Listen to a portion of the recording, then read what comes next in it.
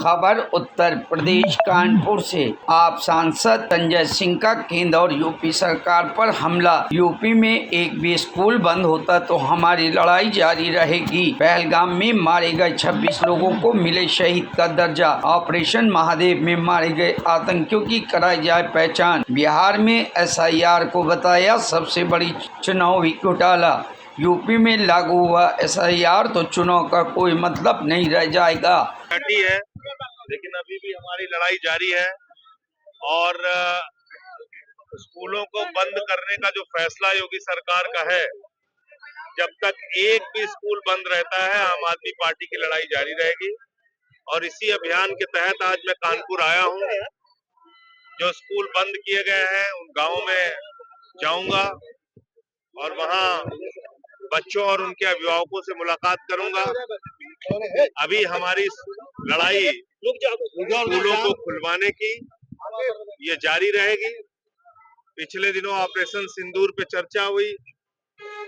हमने शुभम द्विवेदी जी का और उनके जो परिवार की भावना थी उसको सदन में उठाया। मांग की सरकार से कि उनको शहीद का दर्जा दिया जाए और जो भी 26 लोग मारे गए हैं पहलगाम में उनको शहीद का दर्जा दिया जाए। एक बात सरकार ने दावा किया कि ऑपरेशन महादेव के तहत तीनों आतंकवादी मार दिए गए पहलगाम के। तो हमने कहा कि जो जिनके लोग मारे गए उनके परिवार के लोग जिंदा हैं, उन्हीं से पहचान करवाइए तो पता चलेगा कि आतंकवादी वही थे या कोई और है, क्योंकि ये सरकार बार बार झूठ बोलती है। इसके अलावा बिहार में जो चुनाव आयोग का घोटाला चल रहा है, जिसमें सामने आया कि तेजस्वी यादव का इपिक नंबर बदल गया, कुत्ते का निवास प्रमाण पत्र बन रहा है, मरे हुए आदमी का फॉर्म जमा हो रहा है, 65 लाख लोगों का वोट कट गया है। अब बिहार के चुनाव का कोई मतलब नहीं है। अगर उत्तर प्रदेश में भी SIR हम लोग नहीं रोक पाए तो यहाँ भी चुनाव का कोई मतलब नहीं रहेगा।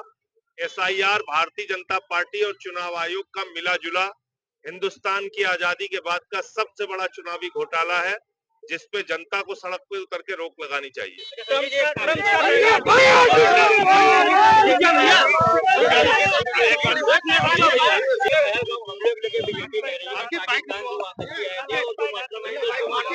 मैं तो कह रहा हूँ यहाँ शुभम द्विवेदी का परिवार है ना, उनसे पहचान करवा दीजिए कि हाँ ये वही आतंकवादी थे। इतनी बात मैं कह रहा हूँ, इतनी तो भाई मैं तो कह रहा हूँ आप उनसे उनको आत्मा को थोड़ी शांति मिलेगी। इनके परिवार के लोग जाके देख लें उन आतंकवादियों को।